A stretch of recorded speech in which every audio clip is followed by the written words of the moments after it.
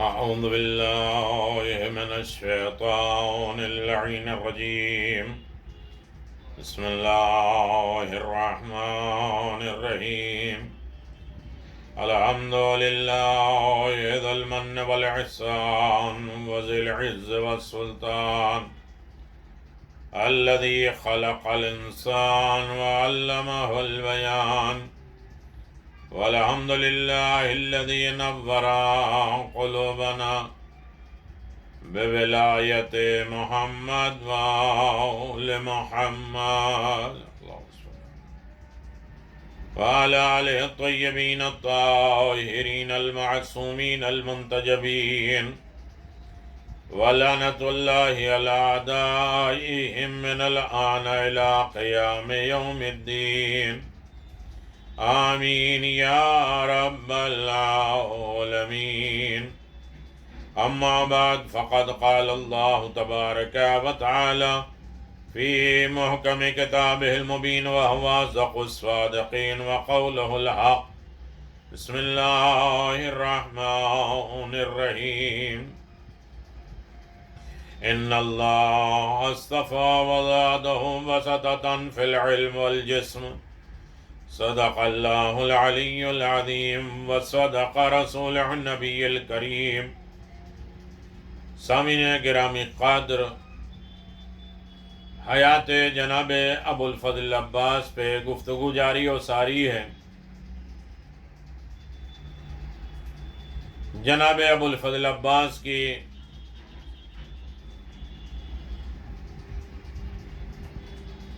بلندی، رفعت، اسماء، القاب، صفات، کمالات کے اعتبار سے بھی آپ کے سامنے پیش کی جا رہی ہے۔ بات یہاں تک پہنچی ہے کہ جناب ابو الفضل عباس نے صفین کے میدان میں کس طرح جمع مردی دکھائی، شجاعت دکھائی، علم کے میدان میں، فقہ کے میدان میں، اخلاقیات کے میدان میں، تمام صفات میں اعلیٰ درجہ، اعلیٰ منصب کے حقدار ہیں جناب ابو الفضل عباس۔ یہاں تک کہ قافلہ حسینی کی مدینہ سے روانگی، ایسے حالات پیدا ہوئے کہ حسین ابن علی کو مدینہ چھوڑنا پڑا اور علمدار جناب عباس ساتھ ساتھ۔ 67 ہجری رجب کا مہینہ تھا جب امیر شام دنیا سے رخصت ہوا۔ اس کا فاسق و فاجر بیٹا یزید لعنت اللہ علیہ تخت حکومت میں مسلط ہو گیا، اور اس نے حاکم مدینہ کو خط لکھ کر نواز رسول حسین ابن علی سے بیعت لے رہا تھا اور کہہ رہا تھا کہ بیعت لے لو۔ حاکم مدینہ سے کہا حسین سے بیعت لے لو، اگر انکار کرے تو ان کا سر قلم کر کے میرے پاس بھیج دو۔ کیا جواب؟ چنانچہ مشہور مورخ علی ابن عیسیٰ ابن الفتح اربیلی نے اپنی کتاب میں لکھا ہے،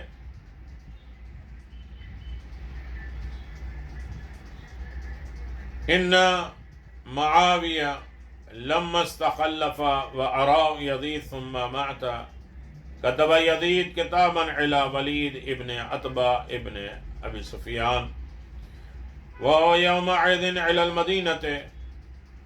جب امیر شام اپنے بیٹے یزید کو جانشین بنانے کے بعد دنیا سے رخصت ہو گیا تو یزید نے اپنے چچا زاد بھائی ولید ابن عتبہ ابن ابی سفیان کو، جو ان دنوں مدینے کا گورنر تھا، خط لکھا جس میں اس کو تاکید کی کہ فرزند رسول الثقلین حضرت امام حسین علیہ السلام سے بیعت لے لے۔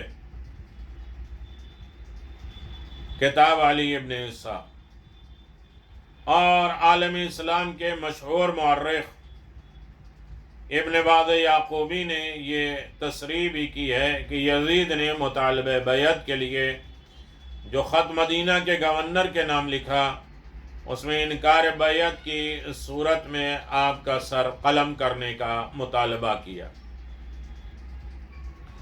چنانچہ وہ لکھتا ہے کہ کتب الی ولید ابن عتبہ ابن ابی سفیان وهو الی المدینہ اذا اتاک کتابی ھذا فاحضر الحسین ابن علی وعبد اللہ ابن زبیر فخذهما بالبیع فإن امتناع ضرب عنقها. اللہ یزید نے تخت حکومت پر بیٹھنے کے بعد ولید ابن عتبہ ابن ابو سفیان کو، جو مدینے کا گورنر تھا، خط لکھا اور اسے حکم دیا کہ جب میرا یہ خط تمہارے پاس پہنچے تو نواز رسول حسین ابن علی اور عبداللہ ابن زبیر کو اپنے پاس بلاؤ اور ان سے میری بیعت لے لو. اگر وہ انکار کریں تو انہیں قتل کر کے ان کے سر میرے پاس بھیج دو اور لوگوں سے بھی بیعت لو. پھر جو شخص انکار کرے اس کے بارے میں میرا حکم نافذ کر دو، اس کا فیصلہ کر دو. حسین ابن علی کے بارے میں میرا فیصلہ نافذ کر دو. کتاب تاریخ یعقوبی. میرے آرڈر کو فالو کرو. اللہ اکبر. مدینہ کے گورنر نے اس حکم کی تعمیل میں امام علی مقام سے بیعت کا مطالبہ کیا اور آپ نے انکار کیا، جس کے بعد مصائب اور آلام کے ایک نئے دور کا آغاز ہو گیا.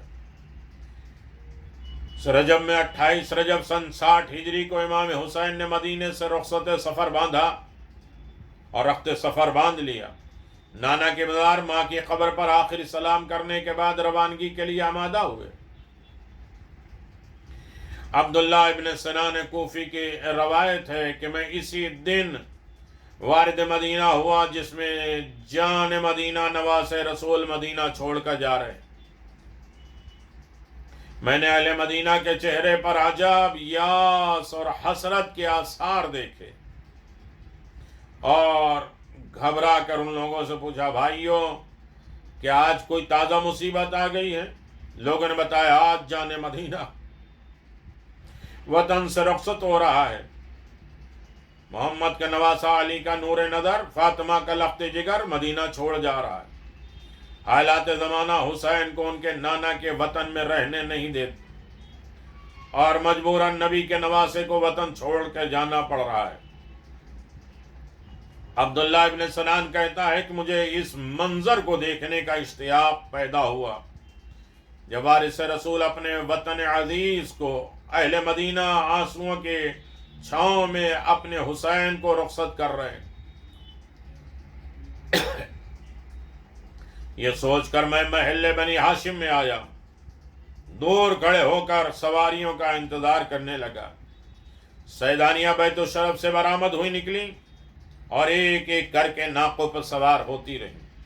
ایک جوان ہمتن اہتمام سفر میں مصروف اور حرام انتظامات میں نظر رکھے ہوئے تھا. میں نے کسی سے پوچھا، یہ جوان کون ہے جو اس قدر مصروف اور منہمک کام میں لگا ہوا ہے؟ لوگوں نے کہا، یہ علی کے فرزند عباس علمدار جنہوں نے ابھی پوری زندگی حضرت امام حسین کی خدمت میں گزاری ہے اور اپنے آپ کو مولا کا غلام ہی سمجھتے رہے. قافلہ روانہ ہوا.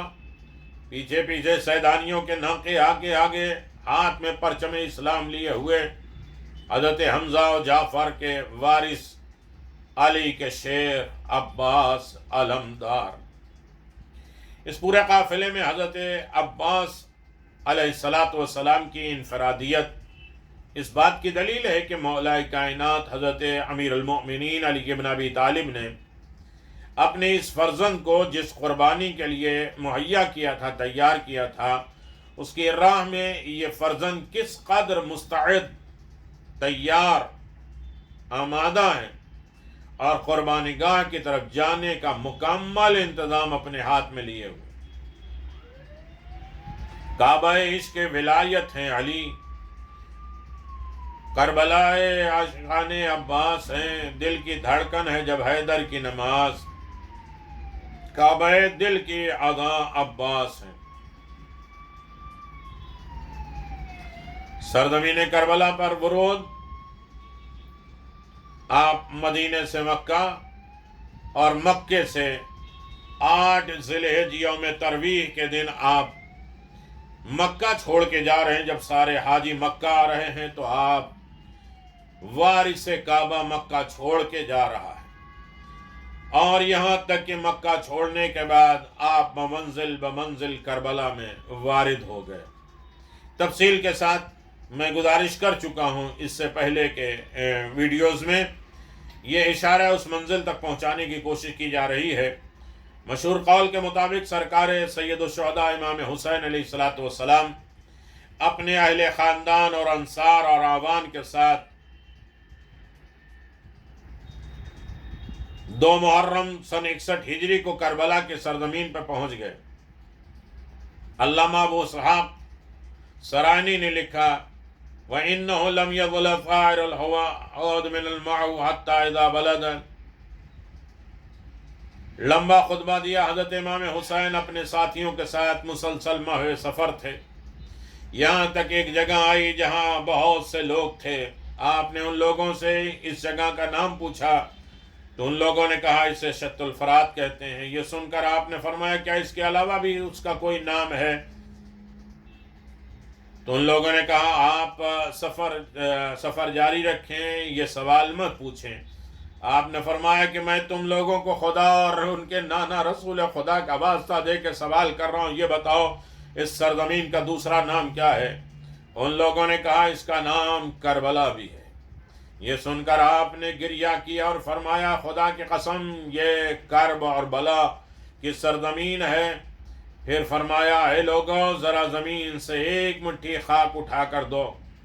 لوگوں نے ایک مٹھی خاک اٹھا کر دی تو آپ نے اسے سونگھا، پھر اپنے پاس سے ایک مٹھی نکالی اور فرمایا یہ مٹی وہ جو جبریل امین خداوند عالم کی طرف سے میرے جد رسول خدا کی خدمت میں لائے تھے، اور ان کو بتایا تھا کہ یہ اس جگہ ہے، یہ وہ جگہ ہے جہاں حسین کی تربت بنے گی، حسین ابن علی کی قبر بنے گی۔ اللہ اکبر۔ اور یہ یقیناً فرمایا کہ ان دونوں میں ایک ہی جیسی خوشبو ہے۔ اس کے بعد اپنے ساتھیوں سے فرمایا یہیں اتر جاؤ، آگے نہ بڑھو، خدا کی قسم یہیں ہماری سواری اترے گی اور اسی جگہ ہمارا خون بہے گا، اسی جگہ ہمارے اہل حرم قیدی بنائے جائیں گے، اسی جگہ ہمارے مرد شہید ہوں گے، ہمارے بچے ذبح کیے جائیں گے اور ہماری قبریں بنیں گی۔ پھر آپ اور آپ کے تمام ساتھی سواریوں سے اتر گئے۔ چلتے چلتے رک گیا گھوڑا تو حضرت نے کہا کیا زمین کربلا پر تیری پہچانی ہوئی ہے؟ قمر بنی ہاشم حضرت عباس علمدار علیہ السلام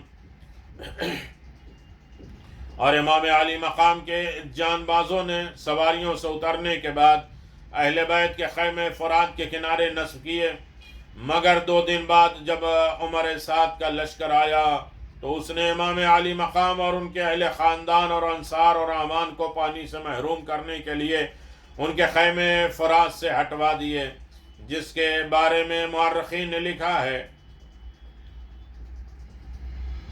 اور وہ حضرت امام حسین ان کے ساتھیوں اور نہر فرات کے درمیان میں حائل ہوں گے۔ نور العین کتاب۔ اور یقیناً عالم اسلام کے مشہور مورخ احمد ابن یعقوب المعروف ابن واضح یعقوبی نے اس واقعے کا ذکر کرتے ہوئے کہا کان الحسین علیہ السلام فی 62 و 72 رجلا من اہل صحابہ۔ حضرت امام حسین کے ساتھی اس وقت ان کے اہل بیت گویا ان میں 62 یا 72 لوگ تھے، جبکہ عمر سعد 4000 کا لشکر لے کر پہنچا تھا۔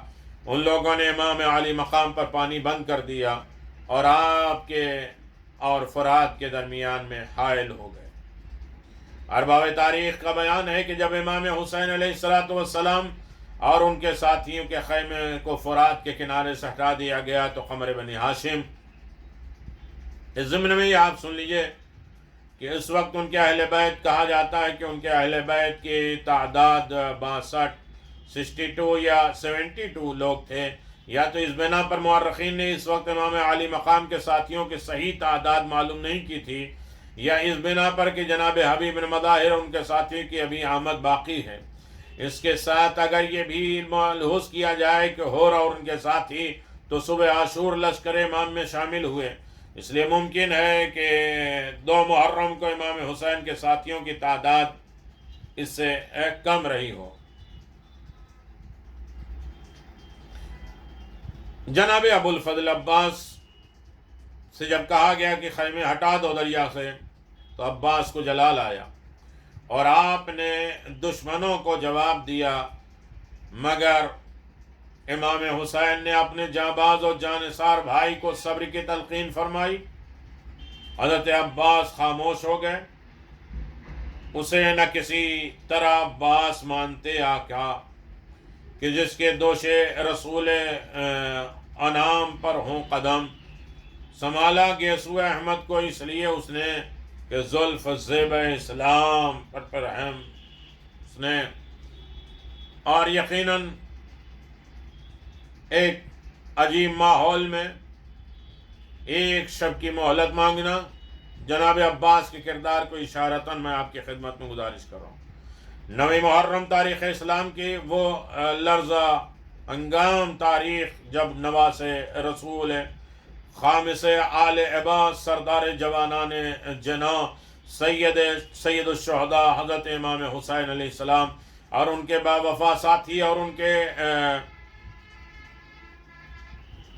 درندہ صفت دشمنوں نے ہر طرف سے محاصرہ کر لیا، گھیر لیا، اس دن کو ماسوعہ کے نام سے یاد کیا جاتا ہے۔ محدث خبیر حضرت شیخ عباس قمی لکھتے ہیں کہ حضرت صادق علیہ السلام روایت کی میں فرمائے، اللہ اکبر، 9 محرم وہ دن ہے کہ جب حضرت امام حسین اور ان کے ساتھیوں کا کربلا کی سرزمین پر ہر طرف سے محاصرہ کر لیا گیا، گھیر لیا گیا۔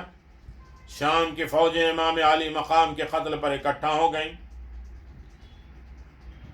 ابن معانن اور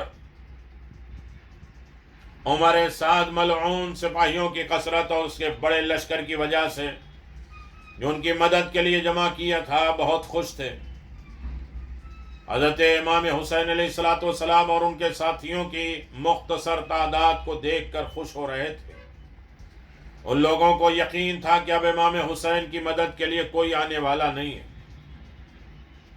اور عراق کے لوگ آپ کی مدد نہیں کریں گے۔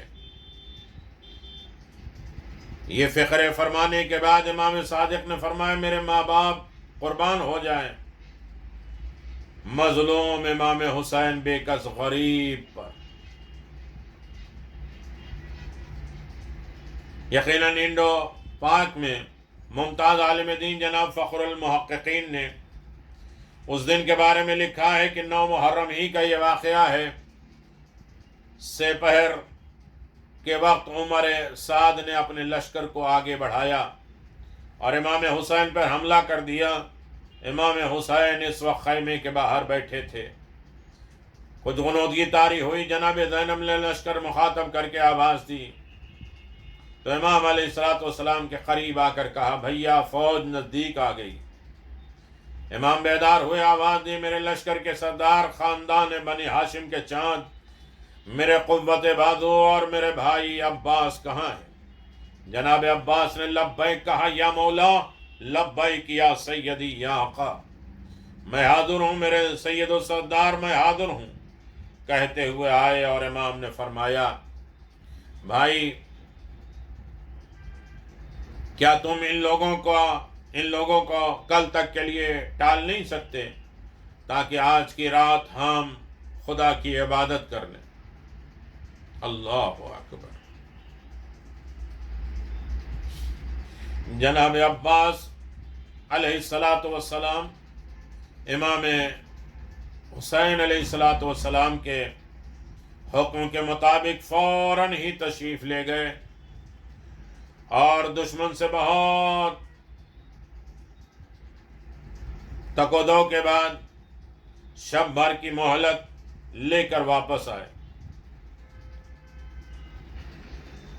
جس کے بعد حضرت امام حسین علیہ السلام اور آپ کے اصحاب و انصار پوری رات نماز، تلاوت، دعا، تضرع، گریہ وزاری میں بسر کی۔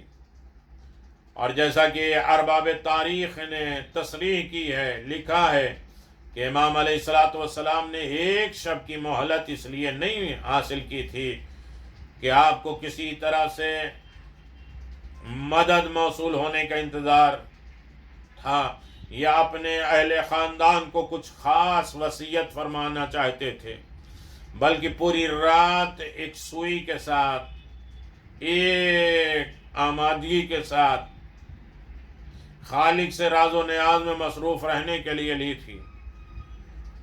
چنانچہ تاریخ طبری اور دیگر کتاب کے اندر یہ عبادت موجود ہے۔ آپ اور آپ کے اصحاب نے تمام شب اس عالم میں گزاری کہ وہ مسلسل نماز، دعا اور بارگاہ الہی میں تضرع و زاری میں مصروف رہے۔ اللہ اکبر۔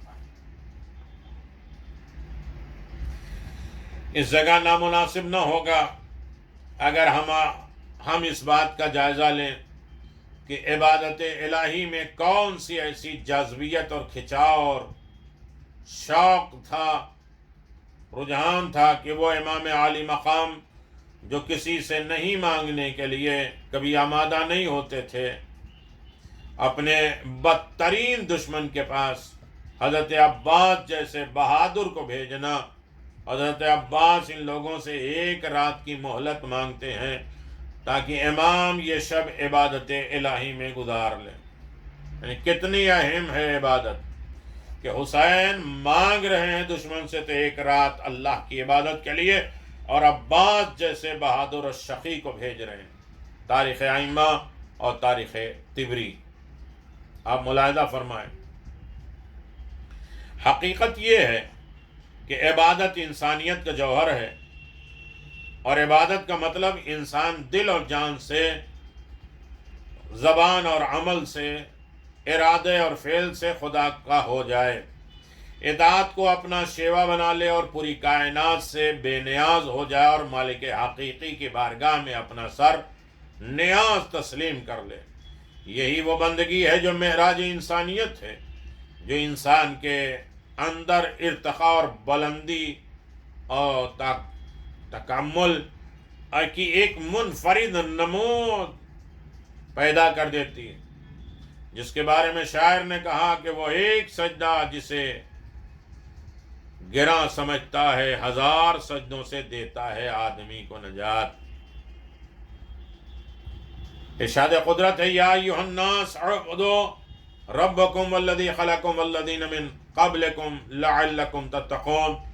اے لوگو اپنے پروردگار کی عبادت کرو جس نے تمہیں بھی پیدا کیا ہے اور تم سے پہلے والوں کو بھی پیدا کیا ہے تاکہ تم پرہیزگار بن جاؤ۔ سورہ بقرہ۔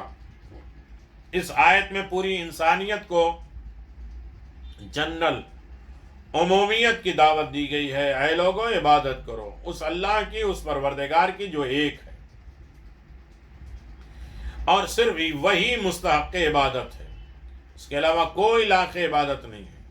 اس عبادت کا منشا اور مقصد یہ ہے کہ تم پرہیزگار اور متقی بن جاؤ، تم انسانوں کے اس پسندیدہ گروہ میں شامل ہو جاؤ جو متقی اور خدا کی عبادت کرنے والوں کا گروہ ہے۔ یہ وہ لوگ ہیں جنہوں نے خالق کائنات کی ربوبیت کا حق ادا کیا اور اس یکتا اور تنہا اور خالق اور رازق پروردگار کی عبادت کسی شائبہ کے بغیر کی۔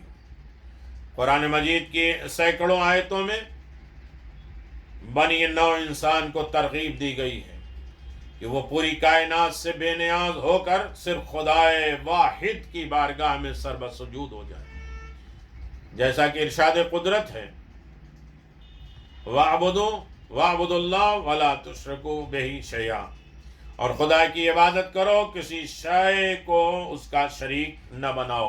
سورہ آل عمران۔ اور اس کے خالق ہونے کا تقاضا بھی قرار دیا گیا کہ انسان اس کی عبادت کرے، چنانچہ ارشاد ہوا، لا الہ الا هو خالق کل شیء فاعبدو، اللہ کے سوا کوئی معبود نہیں ہے، وہی ہر چیز کا پیدا کرنے والا ہے، لہذا اسی کی عبادت کرو۔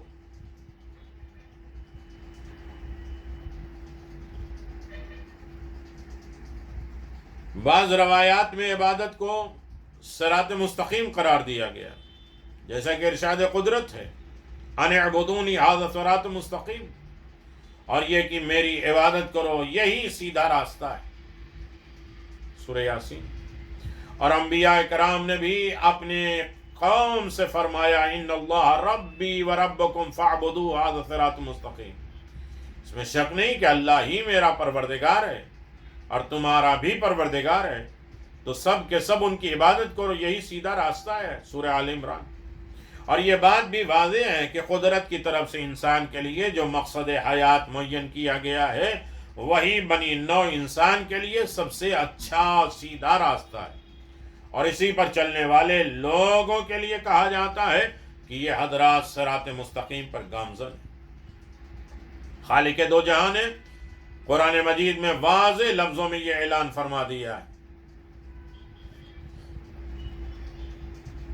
کہ وَمَا خَلَقْتُ الْجِنَّ وَالْإِنسَ إِلَّا لِيَعْبُدُونَ، جن اور انسان کی غرض خلقت عبادت ہے، اور میں نے جن اور انسان کو اس لیے پیدا کیا کہ وہ میری عبادت کریں، سورہ زاریات، جس کے ذیل میں بعض معاصر مفسرین نے لکھا ہے کہ اگرچہ مخلوقات کا ذرہ ذرہ اللہ کی بندگی میں مصروف ہے، کیونکہ اللہ سارے جہانوں کا خالق ہے اور اس کی ایک ایک چیز کا پیدا کرنے والا ہے، اور جو پیدا کرنے والا ہے اس کی عبادت اور بندگی کرنی چاہیے، لیکن آیت میں صرف جنوں اور انسانوں کا ذکر ہے۔ بظاہر اس کے لیے کیا کہا گیا؟ زمین پر صرف جن اور انسان ہی ایسے مخلوق ہیں جن کو یہ آزادی بخشی گئی ہے کہ وہ اللہ کی بندگی کرنا چاہیں تو اپنے ارادے اور اختیار سے کریں۔ دوسرے جنوں میں مخلوقات اس دنیا میں ہیں کہ وہ اپنے نوع کی آزادی نہیں رکھتی ہیں، بلکہ ان کے لیے سرے سے کوئی دائرہ اختیار ہی نہیں ہے وہ اللہ کی عبادت کریں یا نہ کریں، بلکہ وہ سب مخلوقات اس کی رضا کے آگے خود بخود جھکی ہوئی ہیں، سرنگوں ہیں۔ البتہ ارادہ اور اختیار صرف جنوں اور انسانوں کو دیا گیا۔ یہی دونوں مخلوقات کی کجروی ہے کہ اپنے خالق کی اطاعت اور عبودیت سے منہ موڑ کر خالق کے دوسروں کی بندگی، خالق کے سوا دوسروں کے بندگی کر کے اپنی فطرت میں لڑ رہے ہیں۔ یعنی اللہ نے کتنا بڑا رتبہ دیا کہ تم عبادت کرو، ان کو بجا لانا چاہیے، اور خالق کے سوا کسی کی بندگی کے لیے نہیں پیدا کیا گیا ہے، لہذا ان کے لیے سیدھا راستہ یہی ہے۔ جو آزادی انہیں بخشی گئی ہے انہیں غلط استعمال نہ کریں، بلکہ آزادی کو استعمال کرتے ہوئے خود اپنی مرضی سے صرف خدا وحدہ لا شریک کی عبادت کریں۔ اور چونکہ عبادات سے انحراف در حقیقت اپنے مقصد حیات سے انحراف ہے، اس لیے یہ بات بھی واضح کر دی گئی ہے کہ جو لوگ پروردگار کی عبادت سے گریز کرتے ہیں وہ ہلاکت اور ابدی میں گرفتار ہوں گے، جیسا کہ ارشاد قدرت ہے ان الذین یستکبرون عن عبادی سیدخلون جہنم داخرین، بے شک جو لوگ ہماری عبادت سے خود سری کرتے ہیں وہ ان قریب ذلیل خوار ہو کر جہنم میں داخل کر دیے جائیں گے، سورہ مومن۔ اور عبادت کی عظمت کے لیے یہی کافی ہے کہ پروردگار عالم کی طرف سے جتنے انبیاء مرسلین آئے ہیں وہ اگرچہ عصمت و طہارت کے مالک تھے اور انتہائی جلیل القدر منزلت پر فائز تھے، مگر ہر پیغمبر نے خود بھی زیادہ سے زیادہ عبادت کی اور بندوں کو بھی عبادت کی طرف متوجہ کیا۔ چنانچہ ارشاد پروردگار ہے وَلَقَدْ بَعَثْنَا فِي كُلِّ أُمَّةٍ رَسُولًا أَنِ اعْبُدُوا اللَّهَ، یقیناً ہم نے ہر امت میں ایک پیغمبر بھیجا کہ اے لوگو اللہ کی عبادت کرو، سورہ نحل۔ اس آیت نے اس بات کی تصدیق کر دی کہ تمام امتوں میں مبعوث ہونے والے پیغمبروں کا پیغام یہ تھا کہ اے بندگان خدا، خدا کی بندگی کرو، عبادت کرو، اور اللہ کو اپنا معبود، رہبر اور قائد مانو، اور اسی کی حمد و ثنا کرتے رہو۔ یا یہ کہا جائے کہ جس کے بندے ہو اس کی بندگی کا اعتراف اور ایکسپٹ کر لو، اس کے آگے سر بھی جھکاؤ، اور زندگی آمد برائے بندگی، زندگی بے بندگی شرمندگی۔ یعنی عبادت ہے تو انسان ہے، عبادت نہیں ہے تو ختم ہے، یہ جانوروں سے بھی بدتر ہے، جبکہ اللہ کی تمام مخلوق جو جاندار ہیں، نہیں جاندار ہیں، وہ بھی اللہ کی عبادت کر رہی ہیں، اور عبادت میں اللہ کے اپنے تسبیحات، دعا، اپنی پیشانی، اپنی روح حیات سب کچھ جھکائے ہوئے ہیں۔ یعنی اللہ کی اطاعت، اللہ کی تسبیح، اللہ کی مناجات کر رہے ہیں فرشتے، انبیاء، مرسلین، جانور، بے جان، نباتات، جمادات، سب پروردگار کی عبادت میں لگے ہوئے ہیں۔ بس یہ بندے اور انسان جو ہے یہ نافرمان ہوتے جا رہے ہیں۔ اسی لیے پروردگار نے کہا کہ ہم نے صرف تمہیں عبادت کے لیے پیدا کیا ہے، اگر صحیح معنوں میں اللہ کی اطاعت کرو گے تو تم سے کوئی تکلیف کسی کو نہیں ہوگی، کسی کو کوئی اذیت نہیں ہوگی، ظلم نہیں ہوگا، اور کسی کو کوئی پریشانی نہیں ہوگی۔ وآخر دعوانا ان الحمد للہ رب العالمین، وصلی اللہ علی النبی الکریم وعلی آلہ الطیبین الطاہرین المعصومین المنتجبین، ولعنت اللہ علی اعدائہم من الآن الى قیام یوم الدین، آمین یا رب العالمین، برحمتک یا ارحم الراحمین، یا کاشف الکرب عن وجہ الحسین، اکشف کربی و کرب المؤمنین بحق اخیک الحسین علیہ السلام۔ اللہ ہم سب کی حاجات کو بارگاہ رب العزت میں قبول و مقبول فرمائے، اور یقیناً ایسے عظیم مرحلے میں ہمیں زیادہ زیادہ اپنے کریم پروردگار کی طرف متوجہ ہونے کی توفیق عنایت فرما۔ اور یقیناً آپ دیکھیں کہ باب الحوائج کا دن ہے، اور جناب عباس کے سائے میں کل کائنات ہے، ہر دن جناب عباس ہے، اور یقیناً دعا ہے کہ اللہ ہم سب کو اور سامعین جو لوگ اس میں حصہ لے رہے ہیں ان سب کو صحت، عزت، عظمت، نعمت، راحت، برکت، ایمان، سلامتی، زندگی، کامیابی، مسکراہٹ، محبت، اور حضور صلی اللہ علیہ وسلم اور آل محمد کی شفاعت نصیب فرما، اور لا تعداد خوشیاں انہیں آپ سب کو عنایت فرما، ہر مشکل پریشانی سے آپ کو نجات فرما، اور جناب عباس کی یاد میں وفا شعاری اور انسان شعاری اور بھائیوں کے مونس و مددگار میں ہمیں شامل فرما۔ وآخر دعوانا ان الحمد للہ رب العالمین۔